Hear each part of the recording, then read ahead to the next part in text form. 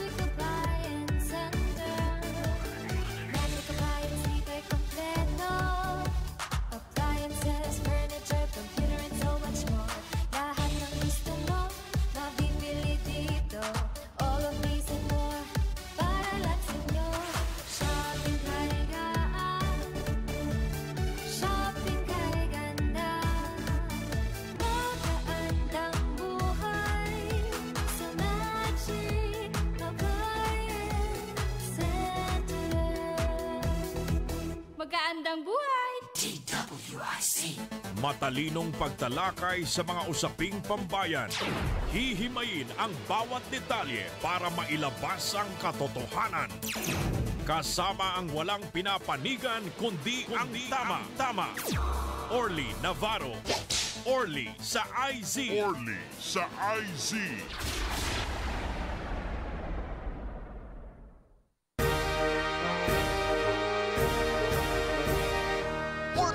Orly in the morning. Orly in the morning.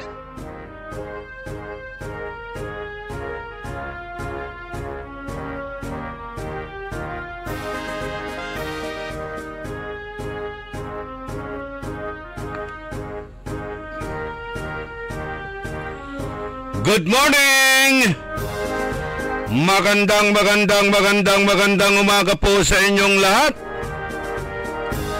Maabig, makayaga, masantos siya kabwasan at balang sinansakay ya pinablin na dumiringal na imbag nga bigat na imbag nga agsapa kada kayo amin apo nga dumdumag ti dati nga programa tayo sapay kumada kayo iti na siya at nga kasasaad taptangal daw iti Sabado Pitsa 11 bulan na Oktobre taon 2025 sa kailalangulan edisyon na programan Orly in the Morning. Kantabay tayo si Dr. Glenn Soriano ya mangi paliwawa, mangi dalatdat at saray advice lanturay maong kurang yagawaan tapiano umbiskag sula malaman tayo tananto sunay tulong na satay ikarma. Jada technical side si Ka Edwin Irong. Good morning, Dr. Glenn. Good morning, Partner Orly, at good morning sa lahat na naman nakikinig dito DWIC at lahat ng nanonood. So nice to be here again. Nice to receive yung inyong mga problema sa kalusugan. At ito nga, maraming mga issues din ngayon. Ito, parang ano ba, Mental Health Awareness Week o month? Mm-hmm. Sabay-sabay na ito mga disgrasya sa bansa, yung baha, mga lindol. Ganun yun. Nagdatagdag na ng mental problems yan. Ito nga, ano kayang magiging epekto nito? Siyempre, itong lindol, itong pagbaha, may maraming dalang mga sakit yan. Actually, meron na namang namatay sa leptospirosis. So, buti nga dito, baha lang. Ang hirap, baka sumabay pa ang lindol. Wag naman sana.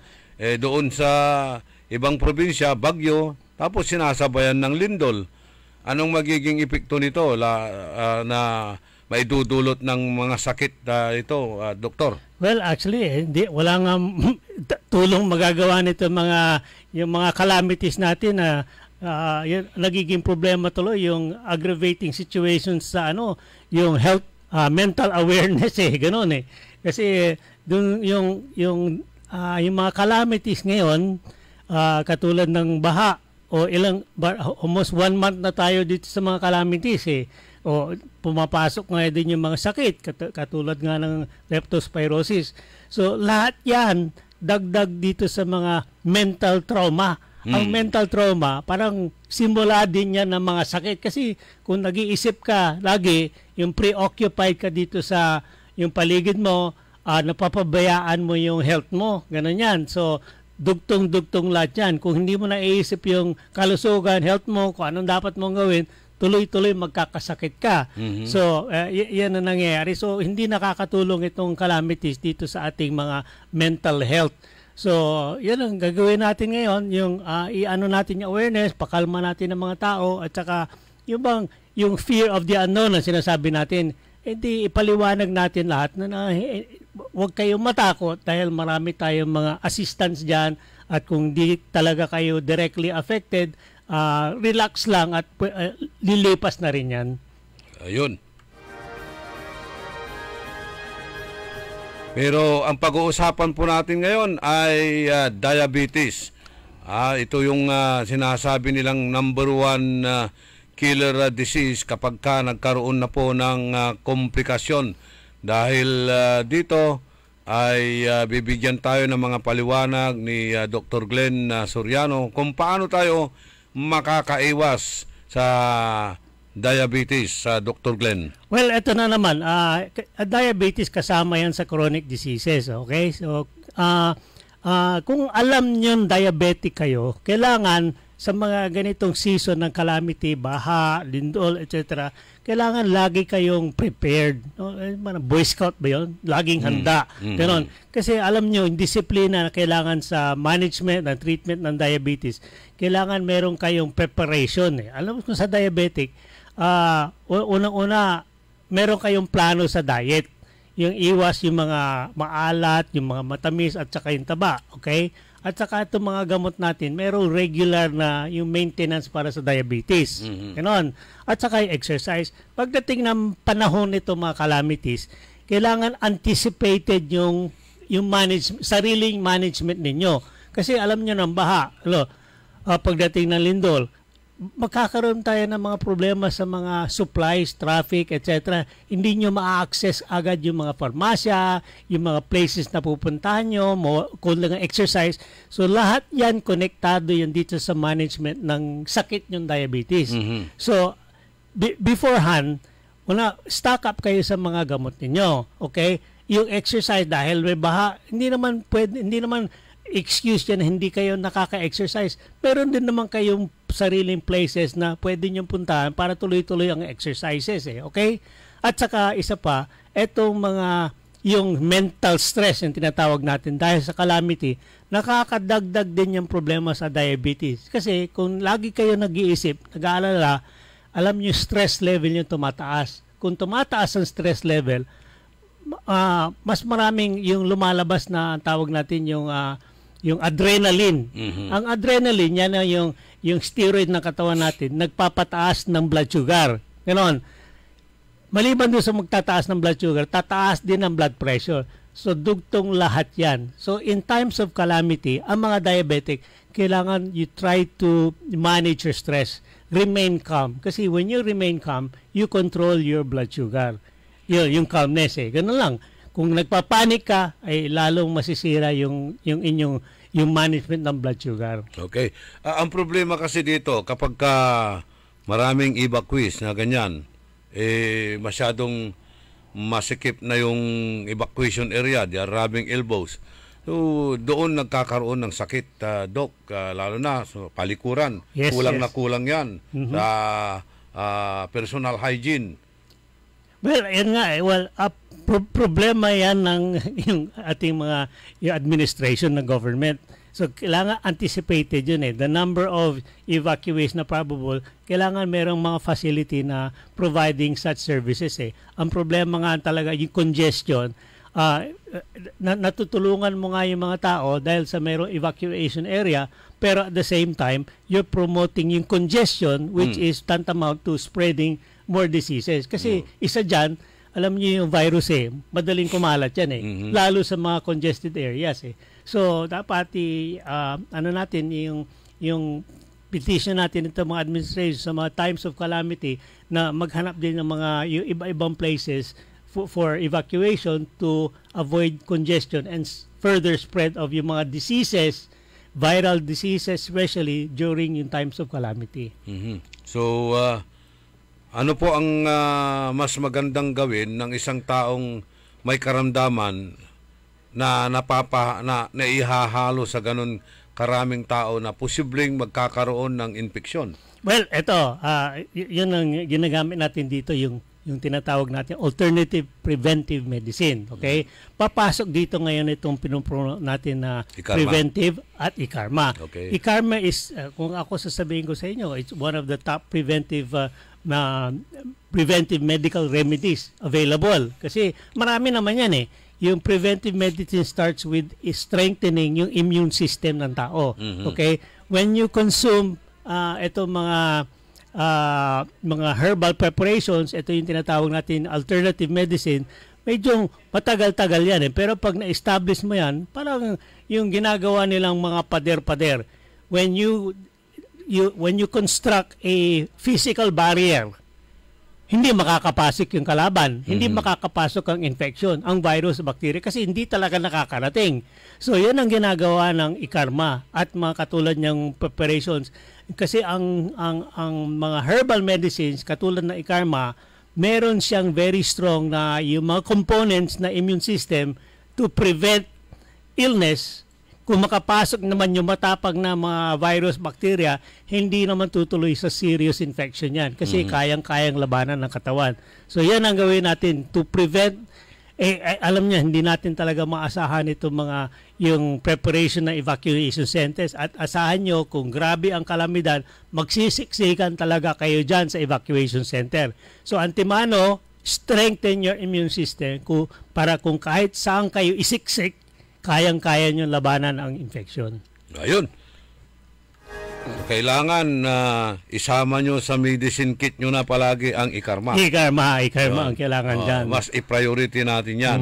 Paano makakatulong itong ICARMA na pababain ang mga gastusin at pataasin naman ang ating energy? Well, ito na nga. The topic natin ngayon is yung diabetes. Diabetes talaga is a problem with yung blood sugar management. Okay? Yung elevated blood sugar management, ang papasok doon yun, kung tama ang management mo ng blood sugar, maganda ang production ng energy. Ngayon, kung yung blood sugar na yung nako-consume properly is converted into energy. So, ito mga pasyente na natin dito, yung mga users ng ICARMA, after mga 2 weeks ng trial na nilang ICARMA, ang common denominator na sinasabi sa atin is bigla silang nabuhay. Nagkaroon ng mga energy spurt. Parang iba ang lakas nila. Parang alert na alert sila. After 2 weeks lang ng consumption ng ICARMA, sasabihin nila, para bang iba ang lakas ang nararamdaman nila. So, because of ang explanation talaga is yung proper conversion of blood sugar into energy. So kaya sila nakakaroon ng yung energy spurt. Okay. So ngayon kung proper management ang blood sugar, lahat niyang connected diyan, mamamanage na rin. Kasi kung ang buong katawan is given the proper nutrient and fuel to operate, so lahat ng mga vital organs ng body operate properly. So yung utak mo operates properly, maganda yung thinking mo. Yung liver actually operates properly. So maganda metabolism ng mga taba-taba. Your kidney operates properly and your gastrointestinal system operates properly to eliminate yung mga waste na yan ang nagdudulot ng sakit ng tao. Ganun lang. So yung waste management, numero 1 yan sa mga pinopromote ko rito sa ICARMA. Yung bowel movement. Marami lumalapit sa akin yung the improvement lang ng daily bowel movement improves health instantly. Yun. Mapapatunayan ko yan dahil ako mismo gumagamit ng ICARMA kapag constipated na ako.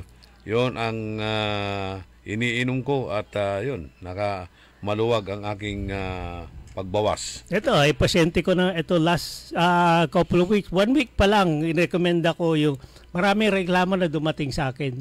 Parang may kumikirot-kirot dito sa bandang kaliwa niya sa baba. Ay lugar nga ng large intestine niya. Yun yung rectosigmoid area kung saan nag-iimbak yung mga dumi ng tao. Lagi. Lumapit sa doktor ko. Ano ang sinasabi niya kanyang doktor? Sandali lang usapan sa doktor. Sabi ng doktor, sige, inumin mo to, tingnan natin. Ako, sandali lang sa akin, sasabihin ko sa iyo, isang tanong ko lang, kumusta yung ugali mo sa pagbabawas? Sabi, every 3 or 4 days. Sabi ko, naku, yan ang problema mo. Sige, try mo ito i-karma. Every day, try mo. Hanggang 3 capsule every day. Tingnan natin. After 1 week, bumalik sa akin, nawala lahat ng sakit niya. Sabi ko, ano nangyari sa'yo? Hindi ko alam, Doc, pero, isang pinakamaganda nangyari sa akin Hindi na ako constipated. Araw-araw tuwing umaga, maganda na yung labas ng bawas ko. So, nawala din yung sakit ng tiyan ko, yung dating nirereklamo ko.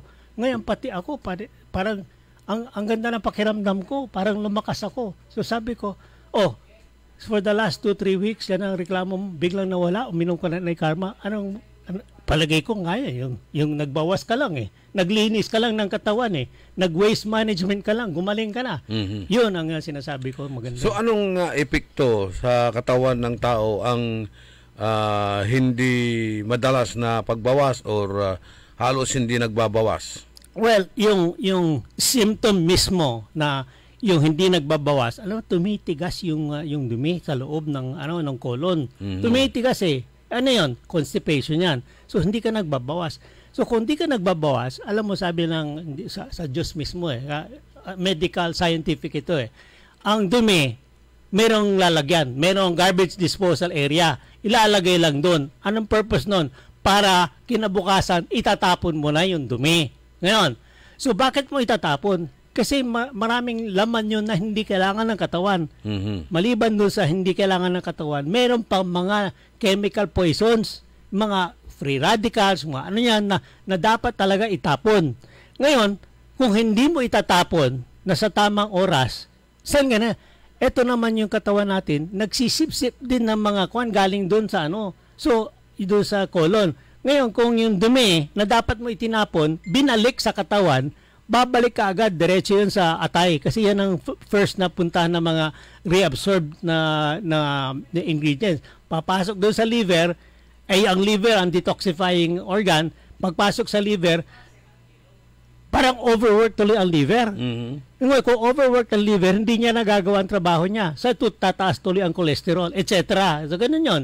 So, vicious cycle ang tawag natin. Kung hindi ka nagbabawas, lahat ng toxins na dapat mo itapon, bumabalik sa katawan mo.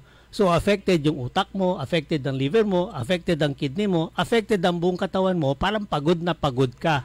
So, yung simple act of yung regular bowel movement can actually relieve lots of systems na kailangan umanda ng tama ang katawan mo. Ano lang yan tulad ng mga dumi natin, basura natin, nakasabit lang dun sa pader. Pag matagal na nandun yun, maaamoy mo naman, babaho. Correct. So, magkakaroon ka ng sakit. Oo. Malalason yung katawan mo. Yes, ganun na. So yan ang yung tawag natin ng yung pollution. Pollution itself na nandun yung baho. Air pollution dahil tapos yung environmental pollution, sama lahat yun Ako nakatingin doon sa basura nakasabit. Mental pollution din yan Kasi nakikita ko yung kapitbahay mo. Talagang ma-stress ka. Ma-stress ka. Sabi ko, bakit mo yung kapitbahay hindi mo lang itapon yan? Kasi mabaho na nga Isa pa, na-stress ako sa kakatingin ng mga basura mo. Kung ayaw mo, ako na lang magtapon yan para ma-relieve ako. Ganun yun. Simple lang mga bagay na kailangan gawin para stress relieving. Yung hindi ba pagbabawas, may connection naman yan sa paghinga? Magkakaroon ka ba ng bad breath dyan? Hindi directly, okay? Pero iko-connect ko lahat yan. Pag mo ng stress level, pag hindi mo na bawasan yon, yung toxic papasok, pag-iisip mo na lang, maraming problema. Yung stress level mo, yan ang mag-i-increase ng gastric acid. Yung gastric acid, magkukurod ng yung lining ng stomach. Yung stomach, pag may nakurod yun, ang ulcer, yung ulcer ang nagpo-produce ng bad breath. Karamihan ng mga bad breath, merong problema sa tiyan, merong problema sa either ulcer, gastritis, or yung Well, maliban do sa mga yung tooth decay, meron silang problema sa tiyan, okay? Ano yung tawag natin na halitosis? Halitosis is the medical term for bad breath. Ganun. Saan gagaling sa loob ng tiyan? Yan. Okay. So, yung dalawa naman origin ng bad breath ng tao. It's either dental caries, bulok ang ngipin mo. O kaya, kung malinis lahat ng ngipin, walang bulok na nun, nanggagaling sa malalim. Saan ang malalim? Doon sa tiyan mo. Sa tiyan mo, o kaya dito hanggang sa paakyat, kung meron kang ulcer, kung meron kang pangit na yung nangyayari sa tiyan, babaho talaga hininga mo. So, ang ginagawa ng iba, yung sinasabi yung cause ng ulcer, yung isang bacteria, Helicobacter ang tawag doon. Nagbibigay pa nga ng antibiotic mga iba doktor para mapatay yung bacteria. Pag napatay yung bacteria, maganda yung digestion, nawala yung bad breath. Ganun yan. So, simply ang diagnosis ng halitosis or bad breath is, well, rule out mo kung saan nanggagaling yon. Kung wala kang sirang ngipin, malamang doon sa diet mo o kaya yung may ulcer ka, yung may ibang may bad breath, ginagawa ng sinusuksakan ng tubo na may camera sa dulo para hanapin kung anong problema so, sa walang connection yung constipation doon? Walang direct connection. Ang kwan lang yung stress related ang bad breath. Kasi ang kala natin kapag kabulok yung nasa tiyan mo, siyempre, sisingaw yan sa bunganga mo. Hindi. Walang connection yung walang direct connection. Pero kung constipated ka for the last 5 years, magkaka-direct connection na rin yun. Barado lahat. Subukan mo barado yung mga banyo nyo for 1 year. Kung hindi rin babalik sa loob sa banyo. Kung palamura ka, palagi ka nagmumura, palaging malas pa yung sinasabi mo, maano yung bunganga mo marumi, ang dila mo parang gano'n. Okay, may pag-aaral dito, Doc, nung nangyari ito nung 2025. Hindi 2025. Itong 1997, I should say, na India study by Manikam et al. Na na-publish ito sa Journal of National Products. Ito yung tinatawag nating NARA, bark of NARA. Ano po ang lumabas sa pagsusuri o pag-aaral tungkol dito at paano makakatulong ito sa diabetes, enlarged prostate, and fatty liver? Okay, well, first of all, yung background nito si Manikam and colleagues doon sa India, lagi ko rin yung sinasite ito ang mga population ng India. Ang malaking population sa India, katulad din ng Pilipinas, meron dito sa atin, albularyo, yung mahilig yung pag sa India pag-uusapan natin, pinakamalaking problema nila dyan, wala silang comfort room, wala silang palikuran. Isa pa yun. Yun, yung waste management ang problema. Kung saan na nabutan, doon na lang. So yan nga ang etong Manikam and colleagues niya, ni-research nila yung ugali, yung protocol nitong mga albularyo sa India. Ang tawag sa kanila doon, yung mga Ayurvedic medical people, yung Ayurvedic medicine. Yan yung albularyo doon. So, ang ginagamit ng albularyo doon sa India, yung Ayurvedic people, are herbal preparations. Herbal.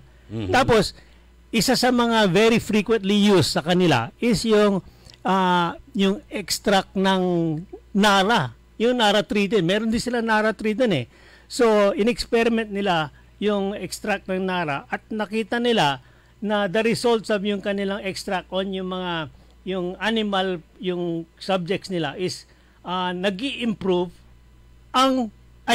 bumababa ang blood sugar. Okay? By 42%. Clinical trial po ba yan? Oo. Clinical trial do sa experimental lab animals nila. Ganon. So lahat ng gamot dumadaan sa ganong klaseng trial. Ganon. Hindi mo na ginagamit sa tao kasi delikado. Ginagamit mo na sa mga laboratory animals. And then yung results ng animals sa laboratory, ina-apply din eventually din sa tao. Kung mabuti sa animal yan, siguro hindi na mamatay ang animal, gumagaling naman. Subukan nga natin sa tao. So, outside of yung formal clinical trial, sinusubukan din yan. Ginagawa na nga albularyo natin ginagawa ng Ayurvedic medical people. So, ganon. So, parang ang yung health people, parang tawag nila iwas pusoy. Sabi, hintayin mo na ang resulta ng sa labas bago nila susubukan para hindi sila madamay sa mga death ganon. So, according to Ayurvedic medicine at saka albularyo natin, mabisa talaga. So, ni-research nito mga Manikam and colleagues na yung kanilang results, yung experimental results, yun nga, sabi ko, reduces blood sugar by 42% at saka reduces body weight by 20%. Ang result nun is improvement ng metabolism. Walang nag-accumulate sa excess fat. Kaya ang explanation ng lowered body weight. Okay?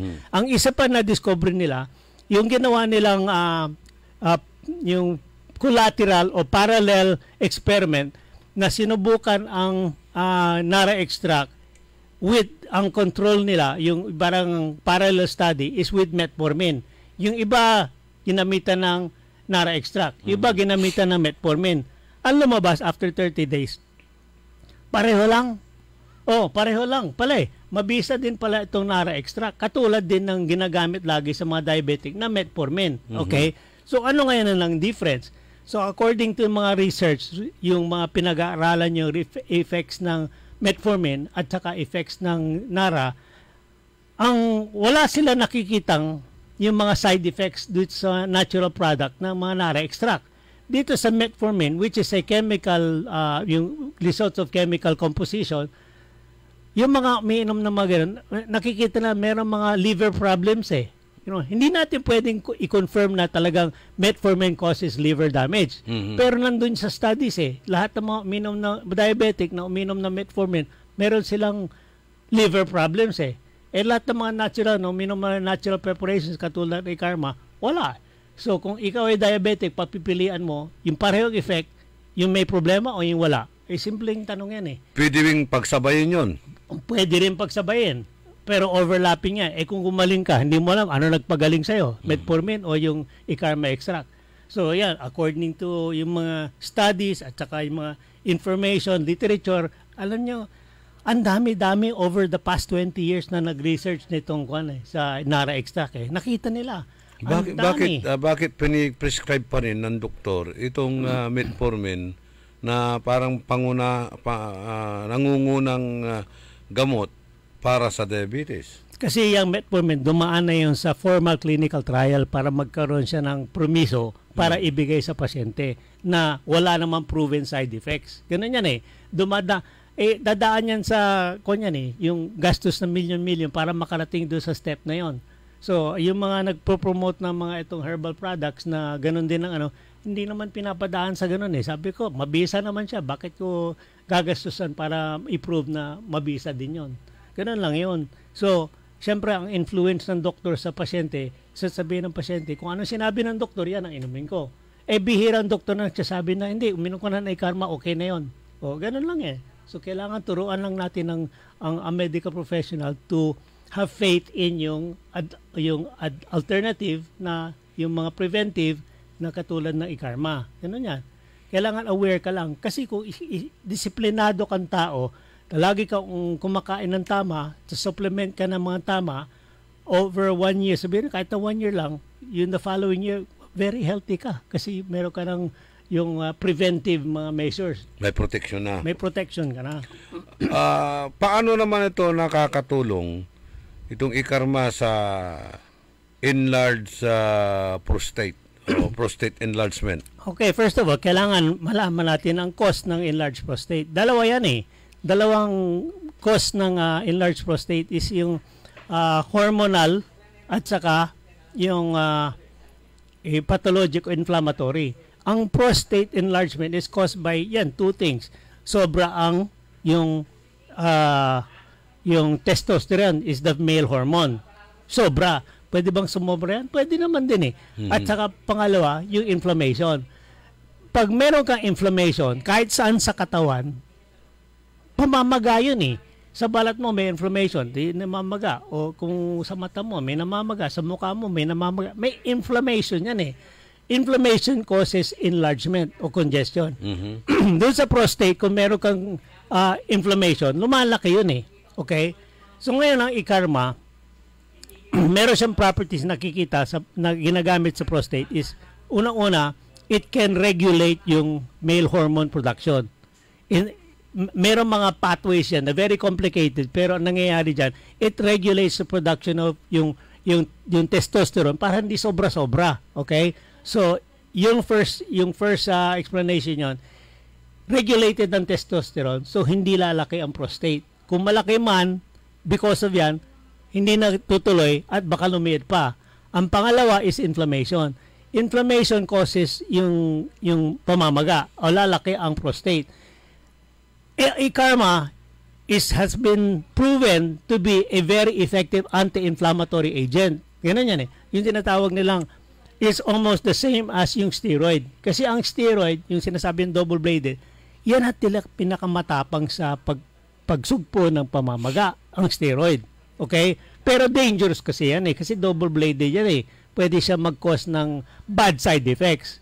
Etong e-karma, meron siyang very potent na anti-inflammatory property. Pag uminom ng tuloy-tuloy ng e-karma, makikita yung mawawala inflammation kung saan man sa katawan. Doon sa prostate, marami inflammation. Pag after, sabihin na, mag-umpisa pa na ng mga 2 weeks to 1 month, meron talagang, it's either stabilizing na enlargement or reduction of enlargement. Yan ang proof. Okay? Kasi meron akong proof talaga over the past 5 to 10 years na pasyente ko uminom ng kuan. Meron siyang progressive enlargement over 10 years. Ganon. 10 years talaga nag-increase. From the 10th year to yung additional 5 years over the yung management, uminom ng e-karma, hindi na lumaki. Parang lumiit pa nga ng konti. So yan ang sa akin, personal yan, nakikita ko, effects of ng e-karma on prostate enlargement. Pipigilan niya, hindi na lalaki o kaya liliit pa nga. So anong epekto nito sa lalaki kapag lumaki ang kanyang prostate? Pag lumaki ang prostate ng ang primary symptom niyan is yung problema sa pag-ihi. Ganun kasi yung ang nangyayari sa prostate, parang nakasandal doon sa daanan ng ihi. Yung meron tubo doon, ang tawag ng urethra, tawag doon. Yung urethra, nag-umpisa sa urinary bladder, papunta sa labas. Okay? Dumadaan yung tubong yan sa yung ari ng lalaki, pero doon sa taas ng ari ng lalaki, nandun yung prostate, nakasandal siya doon sa urethra pala. Ngayon, pag maliit ang prostate, madaling dumaan ang ihi. Pero kung lumaki, nakasandal siya, halos hindi makadaan yung ihi. Yan yun. Tapos kung di kulang ang pressure sa ihi, di makakalusot ang mataas na pressure galing sa urinary bladder. Pero mapuputol din yan eh. Hindi makakalusot yung ibang mahinang pressure. Tapos bibuild up na ng pressure, tutulak na naman siya. Nangyayari yan lagi yun sa gabi. Yung gising ng gising, ihi ng ihi, pero pa konti. So, hindi siya makakatulog. Yan ang symptom niyan. So, yung iinom nito mga anti-inflammatory na yung mga regular na mga gamot, yung tamsulosin sa finasteride, yung usually binibigay. Yan yung dalawa. Yung isa testosterone, yung isa anti-inflammatory. So, yung dalawang property na nakikita natin sa e-karma yon. So, pag inom ng e-karma, mababawasan ng inflammation, mababawasan ng yung testosterone, mariregulate ang ng prostate at saka mas kakalma yung mga symptoms na frequent urination. Yes, paano nagkakaroon ng cancer naman dito? Kasi may namamatay sa prostate eh. Kasi ang cancer is the result of unmanaged or mismanaged inflammation. Yung kadulo ng prostatitis, ang tawag doon. Benign prostatic hypertrophy. Marami ng lifetime nangyayari yan. Mula nung yung senior citizen 60 hanggang sa 90, BPH ang tawag ng benign prostatic hypertrophy. Hindi naman tumutuloy ng cancer, lumalaki lang. Pero hindi nagiging cancer. Okay, paano nagiging cancer? Kasi may mga taong prone sa cancer. Kung may konting inflammation ka lang na hindi nagagamot, nako-convert ka agad dyan cancer. So yung prostate cancer, nagagaling yun sa benign prostate hypertrophy in a cancer-prone patient. Yan ang duktong yan eh. Hindi naman lahat maliit ang percent ng conversion ng prostate to prostate cancer. Okay. yung nako-convert, yun yung mga may lahi na ng cancer, kung saan man, lahi ng cancer sa lung, sa brain, sa kidney, etc. May lahi yun eh. So kung meron kang prostate na lumalaki na konti-konti, tapos meron kang family history ng cancer, patanggal mo na before it's actually reversible. Bago kumalat pa nga. Kasi prostate cancer, madaling kumalat yan eh. Konti pa lang symptoms na kumalat na sa ibang parte ng katawan. Parang traitor na cancer yan eh. So, Pero kapag ka natanggal na yung prostate na yan, babalik pa rin? Hindi. Kung natanggal mo na, wala na. Babalik ang cancer sa ibang parte ng katawan. Yan ang parang metastatic cancer. Kasi maraming pasyente niyan eh, yung prostate cancer, natanggal na, in remission na siya, wala na. Yan pala, mayroong isang nakalusot na cell. O kaya na-stimulate yung body doon sa ibang lungs, bone. Kasi karamihan sa prostate cancer, yan eh, yung brain, bone, lungs eh. Yan ang metastasis eh. Ganon. So, hindi naman kailangan talaga isang cancer cell na lumipat. Yung mismong constituent ng body, siya mismo cancer prone. Nagkataon na una yung na-conversion yung prostate niya. Kung natanggal mo yung prostate, niyan pala meron palang cancer sa ibang parte na hindi alam. Meron na palang brain cancer o may bone cancer. Parang sumabay doon sa prostate cancer. Tinanggal na nga yung prostate eh. After a couple of years, sumipa na naman itong iba area. So pwede mo sabihin, metastatic ba yan? Or primary? Hindi natin pwede explain yan eh. Kung cancer prone ang tao, pwedeng primary yung second cancer. Pwedeng metastatic. Ganun lang. Yun ang explanation. So, sa anong edad nag-uumpisa itong prostate enlargement? Well, no specific age yan eh. Kasi prostate cancer usually becomes symptomatic. Hindi natin pwedeng sabihin na kailan nag-start. Di sabihin natin, nag-start siya ng 14, nagkaroon siya ng enlargement. Yung enlargement ba yan? Benign lang ba yan? O cancerous kaagad? After 5 years, nagkaroon siya ng symptoms, nakita sa ultrasound, parang benign, bigla naging cancerous. Yan pala, umpisa, 5 years na, cancerous na pala yan. O ganda dyan, biopsy. Ganun lang. So, hindi natin pwedeng i-pinpoint yung age kung kailan naging cancerous eh. Kasi marami nag-umpisa dyan, 40 pala, nag-umpisa ng enlargement eh. Okay. Ganon. Kung 40, may mga 40 naging symptomatic, 80 na sila, 40 years na. So ano ang sintomas niyan para kung sakaling maramdaman nila, ay puntan nila si Dr. Roy Serrano, padukot. Siyempre, mo-monitor tawag doon. Kasi hindi naman instant yan eh. Una, kung na DRE, ang tawag doon na digital rectal exam, kakapain ng doktor yan. Kung ano yan, kung malambot, kung matigas, kung malaki, maliit, gano'n yan. After yung examination, malamang sasabihin ng doktor, sige, gawa pa tayo ng ibang exam. I-ultrasound natin, blood test natin, tignan natin kung talagang cancerous yun. Kung talagang cancerous yun, tapos cancer prone ka, sasabihin talaga ng doktor, patanggal na natin bago tayo magka-problema pa. Ganun yan eh. So, yun, tawag natin itong PSA. Well, PSA is the prostatic specific antigen. Yan yung antigen na tumataas pagka meron kang prostate enlargement, okay? Pero PSA is not specific for cancer. Pag elevated ang PSA mo, tsaka physical exam mo medyo positive, combine mo yung dalawang yan, mag-decision na. Tanggalin, hindi. Okay? Ang decision na magtatanggalin depends on yung cancer history ng pasyente. Kung cancer history ng pasyente is positive, tanggalin na. Kung cancer history ng patient is negative, pwede mong patagalin medically. Ganun yan. Depende na naman sa gravity ng symptoms. Kung symptoms ng pasyente is ay nakakasira yung daily lifestyle dahil sa ihi na ihi, walang tulog, tanggalin na natin. Ganun yan. So ano yan, daraan niya sa major operation?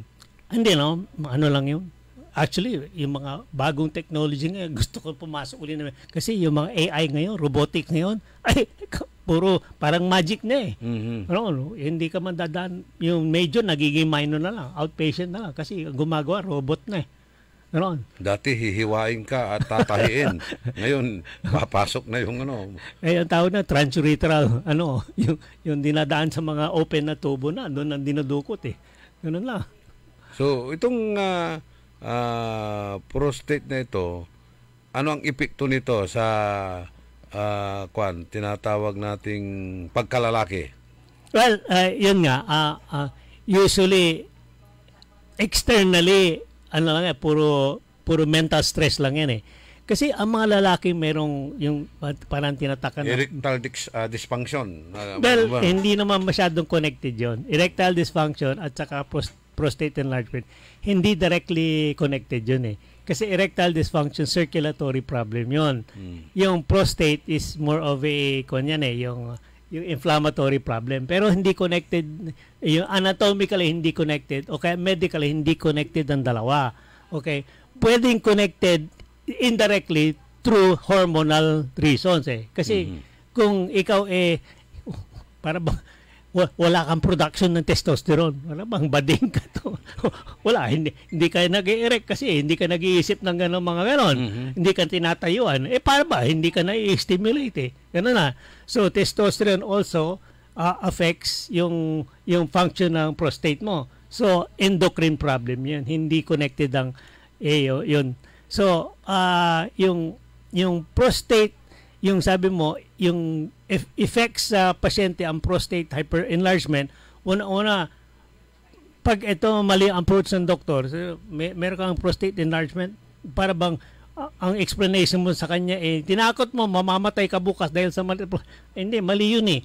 Dapat i-kalma mo yung pasyente. Meron kang konting enlargement ng prostate, pero so may psychological effect din yon. May psychological effect definitely sa pasyenteng sinabihan mo na meron kang prostate enlargement.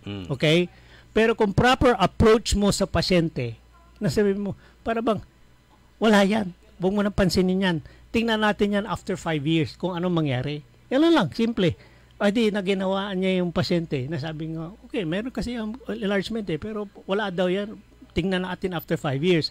Pero, siyempre, yan importante yan sa first encounter sa doktor Kasama ng tinulad kanina, sabi ko, siyempre, kailangan ma-determine mo kung kailangan intervene o pabayaan. Kasi immediate intervention sa mga cancer-prone. Wala, conservative management sa mga walang problema. Kasi maraming pasyente niyan may prostate enlargement pagdating ng 40, pero namatay siya sa heart attack, hindi naman sa prostate maganda lang Bakit? Kasi masyado siyang stress sa kakaisip na meron siyang maliit na prostate enlargement At doon siya nagko-concentrate, napapabayaan niya yung ibang ng katawan niya. Okay. Correct. So, dahil sa kakaisip niya na meron siyang konting prostate enlargement, nagkaroon siya ng heart enlargement, ninatake siya, namatay sa heart attack, hindi namatay sa prostate. Yun ang sinasabi ko sa mga proper management, yung psychosocial management ng isang sakit ng tao. Okay. Ito pinag-uusapan natin ito ay base sa pag-aaral noong 1997 by Manikam et al. Tungkol po dito sa ikarma na tulong ito paggamot ng diabetes, enlarged sa prostate or prostate enlargement at itong fatty liver, Doc. Ito fatty liver, it's another waste basket. Tawag natin waste basket diagnosis. Bakit tawag ng mga doktor sa mga colleagues, kami ng mga colleagues, waste basket diagnosis yan Bakit? Kasi wala kaming ibang masabi sa pasyente na ang laki ng gastos yan sa CT scan, sa ultrasound. Wala naman ako nakita. Ano sabihin ko sa pasyente? Fatty liver. Ito si pasyente naman, laging dumarating sa akin, Dok, mamamatay na yata ako bukas may fatty liver ako. Sabi ko, kalimutan mo na ano bang connected doon sa fatty liver mo? Bakit ka nagpatingin? Kasi masakit ito. Wala nakita yung doktor O sinabi fatty liver ka, para ka nasentensyahan na mamamatay ka within the next year. Hindi, mali Kasi if you do an autopsy on 100 patients na namatay, lahat yun may fatty liver Ganon. Pero hindi namatay sa fatty liver namatay sa heart attack sa kakaisip na meron silang fatty liver Yun ang approach ko para bang extreme yan, pero it's true yung dapat ang medical management should be consoling, comforting it should not be devastating and discouraging na iba nang nagsisentensya, ganun lang kasi the mere fact na sasabihin mo sa pasyente na wala kang yung major health problem is very health alleviating eh. Nakaka-console yan eh. Okay. Marami na akong pasyente recently na sinabihan kong gano'n, ay, gumaling. Tulad nga ni Mr. Fred Arsadon. Ka-Edwin, si Mr. Fred Arsadon na mayroong prostate enlargement, nakatulong daw sa kanya yung ikarma. Pakinggan po natin si Mr. Fred Arsadon.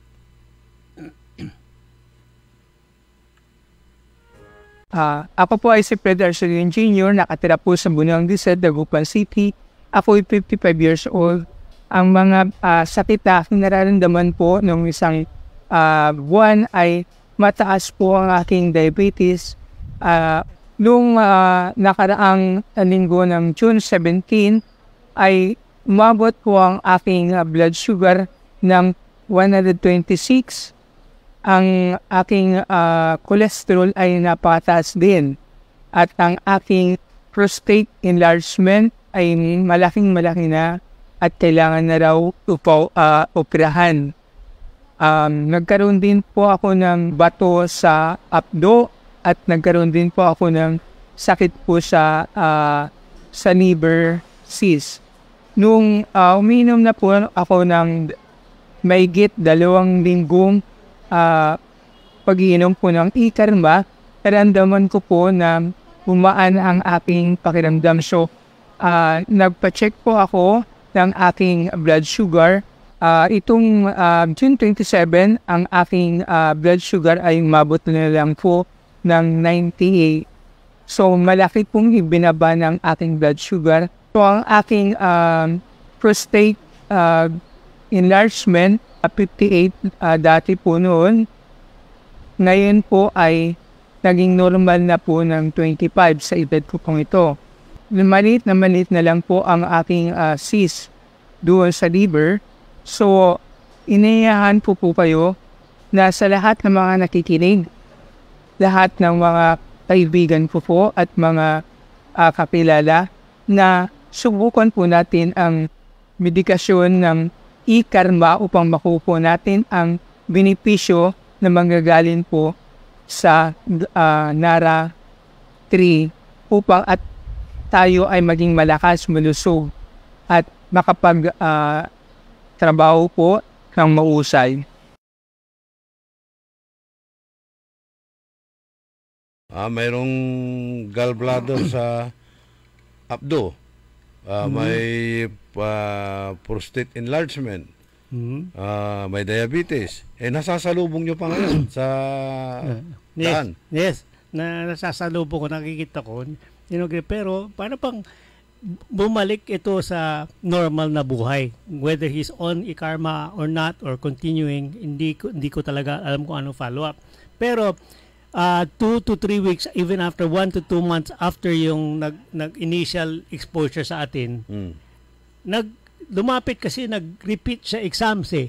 Yung kanyang, ang primary concern niya actually was yung kanyang prostate. Recommendation is operation na. Yeah, operation. So ni-review ko yung diagnostic yung nangyari sa kanya. Okay, so para ma-imagine ng mga tao kung ano yung prostate na assessment, ano? Ang initial ang prostate na normal size ay parang size ng kanyan yung maliit na ubas. Alam niyo ubas, 'di ba? Yung nabibili sa palengke, merong maliit diyan na ubas. Pasas, pasas. Pasas. Okay. Yan ang normal size ng isang prostate. Ganun lang, okay? Sa kanya, meron siyang binigay na numero. Yung normal size ng pasas, sabi mo baka 10-15 mm yung size, 10, gano'n. Nung nagpa-diagnose siya, tinignan sa ultrasound, ang size ng kanyang prostate is 25, para bang, 25 o 30, gano'n yan, mataas, okay? So parang size ng, sasabihin kong kanyan parang lansones. Di alam niya na lansones, yung size, lansones, okay? Ang grabing prostate, santol. Okay? So, mapipicture niya ngayon. Yung normal is pasas. Yung enlarge, parang lansones. Yung grabe, santol na. So, siya lumapit siya sa akin ngayon. Yung size ng kanyang prostate was about, sabihin natin, yung between Lanzones at saka yung Santol. Okay? Kung bibigyan ko ng numero yun, nasa 30-40. Ganun yun. Okay? After 2 weeks to 1 month, pabalik-balik, nag-repeat siya ng ultrasound, ang size ng kanyang prostate was 25 na lang. Ito yung Lanzones na maliit. Okay? So, yung tuwang-tuwa siya na based on yung ultrasound, after sabihin na 1 month ng ikarma, yung kanyang enlarged prostate bumalik sa normal size according to his age. Okay? So, relieved na siya doon. Lumapit siya sa akin. Sabi niya, Doc, laki ng tulong sa akin ng ikarma kasi prostate ko lumiit. Okay? So, yan ang actual proof na yung dramatic na sinubukan natin ng ikarma sa prostate. Okay? Ang connected doon sa pag-iinom niya ikarma is yung nag-normalize yung laboratory test niya kasi mga blood test din yan eh. Yung kanyang blood sugar nag-normalize. Yung kanyang cholesterol bumaba sa normal. Lahat bumaba sa normal. At saka yung sinasabi niyang una, meron siyang gallstone eh. Hindi na nakita. Oh, so ano nangyari? Pero ang dumating siya dito sa atin para... So parang to cut the story short, tinunaw o pinaliit ng ikarma yan? Yung prostate. Okay? So, yung prostate, katulad na sinabi ko kanina, ang ginagawa ng ikarma is parang bifold, dalawang mechanism ginagamit. Nire-regulate niya yung nagpapalaki. Nire-regulate niya yung testosterone hormone at saka nire-reduce ang inflammation. So, because of yung overall general effects ng ikarma sa kanyang katawan, marami nag-improve. Ganun yan. So, yung pati yung gallstone niya, hindi natin alam kung ano nangyari. Natunaw ba? Most probably hindi natunaw pero na-eliminate niya. Hindi na nag-perform. So, bumaba lahat ng laboratories niya. Ako, yung last bottom line sa akin, sasabihin ko, para ba na-tune up yung katawan niya, naayos, at saka nag-improve yung mental status niya sa sarili niya. Magumanda. So, naging healthy tuloy siya. Naging active na uli. Ayun. Okay. So, kailangan natin talagang mag-ikarma. Ikarmatize mo na yan. Wala namang mawawala dyan eh. Subukan natin. Sakaling makatulong. So, happy birthday nga pala kay Maestro Ali Siricon. Greetings mula sa pinakamamahal mong asawang si Milani Siricon. And good morning din kay Brian Talplacido. Pinaparating niya ang kanyang condolences sa family Mejia sa pagkamatay ni former barangay Captain Rico Mejia. Ina Rafael Mangalyag, si Roberto Nimer. Asan na yung ano natin dito, reading glass natin? Ayun. Ito lumalayo sa atin. Si Master Sarlo Gonzales, si Ma'am Jinky Alagadan, si Lisibin. Sabi niya, thank you doctor for educating us po, sabi niya. So, marami na tayo natututunan kay Dr. Glenn Soriano.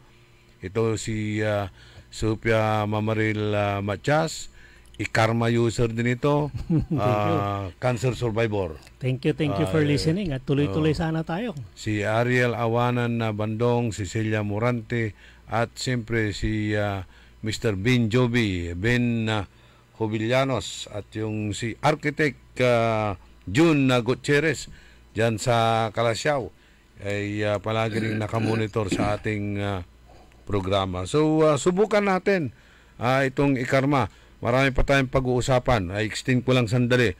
Yung pasyenteng pumunta rito last Saturday, Doc, kasi aburido. Sabi ng doktor, alisin natin yung abdo mo. Baka hindi niya naintindihan na baka ang alisin doon is gallbladder na nakaano lang sa abdo. Paano? Pumunta ba sa office niyo yun? Yeah, well, dramatic din ito. Kasi sabi ko, it's good na pumunta sa akin to give yung advice. And then pinag-aralan ko lahat ng mga yung diagnostic. Dala ba niya yung laboratory? Yung kanyang workup eh. Yung workup niya, actually, siguro mga 10,000 worth of yung expenses yan eh. Yung may mga ultrasound, may CT scan, may blood work, etc. So, ang last, sabi niya sa akin, Dok, operahan daw, tatanggalin daw yung abdo ko eh. Kasi sabi ko, well, after, binag-aralan ko muna yung workup niya. At ang indication na tatanggalin mo yung gallbladder is either gallbladder cancer or yung obstructing stone or some other na serious reason na kailangan talaga tanggalin eh. Wala akong nakita eh. Wala akong nakitang obstructing stone or gallbladder cancer or something else eh. Tapos yung ang prime ako, parang clinical ako. Kung makita ko itong pasyenteng ito, sabi ko, parang mas Ang lakas-lakas eh. mas healthy ka dati sa mga anak kong mga teenager eh. Itsura mo, ganoon eh. Parang ganda-ganda mo. Parang sabi ko, bakit ka pumunta ng ano? Kasi sumasakit dito sa baba ko sa ano. Tinanong, simple na mga questions eh. Kumusta yung pagdudumi mo? Sabi ko, mga every 3 to 4 days. Ayun, sabi problema, yan ang problema. Itong mga lab na ito, itong workup mo, kalimutan mo, ibasura mo na, sunugin mo na. Sabi ko, ito, inom ka ng ikarma every day for 1 whole week, kahit hanggang 3. Tapos tingnan natin. After 1 week, bumalik siya sa akin, Dok, ang ganda ng pakiramdam ko. Araw-araw nagbabawas ako, nawala yung sakit nitong tiyan ko, ganun. Sabi ko, ano ginawa mo? Wala daw, inom mo lang ang ikarma. Sabi ko sa iyo, ngayon, ito, bottom line ko rin, psychosocial, ang presentation ko sa kanya, sinabi ko lang, para din akong ma-religious. Sabi ko, wala kang kasalanan. Obswelto ka na. Sinabi ko sa wala kang sakit. Tinuruan lang kita, ito ganito gawin mo. So ito, second week niya. Sabi ko, well, baka meron ka ibang medical plan, pero hindi natin alam. Kung sinabi ko na sa iyo, absuelto ka na sa kasalanan mo, sinabi ko rin, doktor, wala ka sakit. Tingnan natin itong 1 week, another week on ikarma, tingnan ko kung ano pang sakit mo. Baka Yan ang problema eh. Kapag ka umigi o gumandang pakiramdam, sapira na yung... balik sa dating bisyo. Balik na.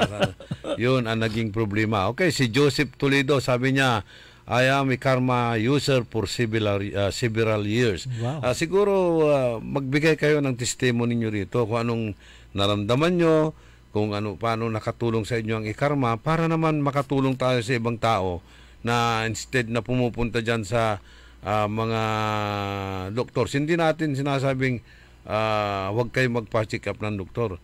Yung ma-minimize lang natin yung gastos. Correct, yan, correct.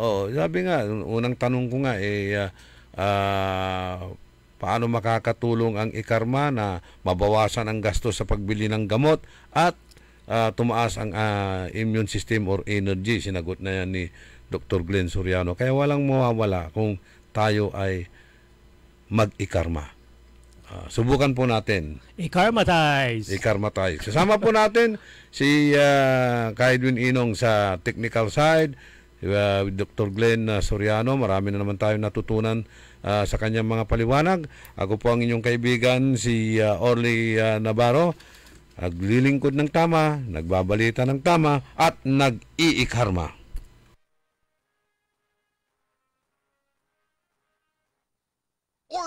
Orly in the morning. Nagbabalita, naglilingkod sa lahat ng Pilipino. Aliw Broadcasting Corporation.